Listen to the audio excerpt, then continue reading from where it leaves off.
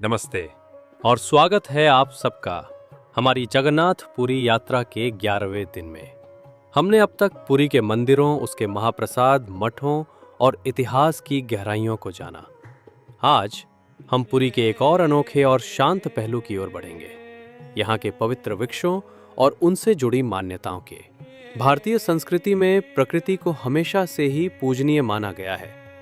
वृक्षों को जीवन का दाता, आश्रयदाता और स्वयं देवताओं का निवास स्थान माना जाता है। पुरी में भी वृक्षों का आध्यात्मिक महत्व बहुत गहरा है। यहाँ के हर पवित्र स्थान और मंदिर के आसपास आपको ऐसे वृक्ष मिलेंगे जिनकी अपनी कहानियां हैं, जिनसे भक्तों की आस्था जुड़ी है और जिन्हें स्वयं भगवान का ही एक रूप माना जाता है। आज हम जानेंगे कि पुरी के किन वृक्षों को विशेष रूप से पवित्र माना जाता है, उनके पीछे की मान्यताएं क्या हैं और कैसे वे इस पावन भूमि की आध्यात्मिकता को और बढ़ाते हैं। पुरी में कई वृक्षों को विशेष रूप से पवित्र माना जाता है और उनमें से सबसे प्रमुख है कल्प वृक्ष। जगन्नाथ मंदिर परिसर के अंदर स्थित ये प्राचीन वृक्ष, जिसे कल्प वृक्ष कहा जाता है, भक्तों द्वारा अत्यंत पूजनीय है। पौराणिक कथाओं के अनुसार ये वही पेड़ है जो देवताओं के अमृत मंथन के समय समुद्र से निकला था और ये इच्छाओं को पूरा करने वाला माना जाता है। भक्त इस पेड़ के नीचे बैठकर ध्यान करते हैं और अपनी मनोकामनाएं पूर्ण होने की प्रार्थना करते हैं। इसकी जड़ें, शाखाएं और पत्तियां सभी पवित्र मानी जाती हैं। दूसरा अत्यंत महत्वपूर्ण वृक्ष है नीम का पेड़। भगवान जगन्नाथ, बलभद्र और सुभद्रा की प्रतिमाएं लकड़ी से बनी हैं और ये लकड़ी हर 12 या 19 साल में होने वाले नव कलेबर शरीर का नवीनीकरण उत्सव के दौरान एक विशेष नीम के पेड़ से ली जाती है।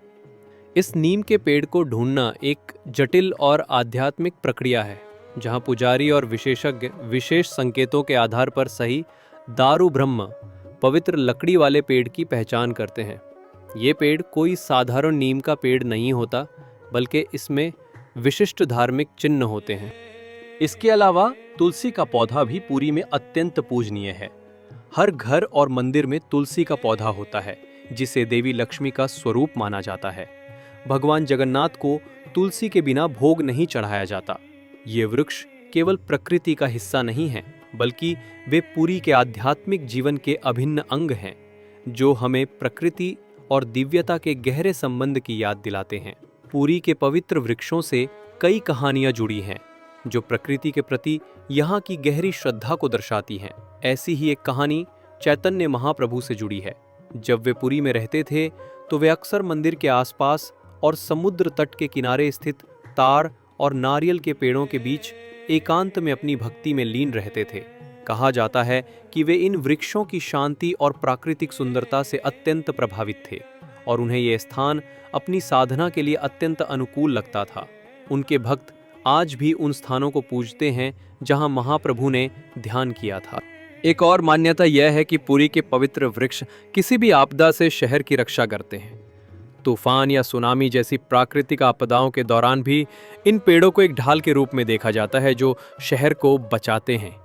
स्थानीय लोग इन वृक्षों को अपने परिवार का ही हिस्सा मानते हैं।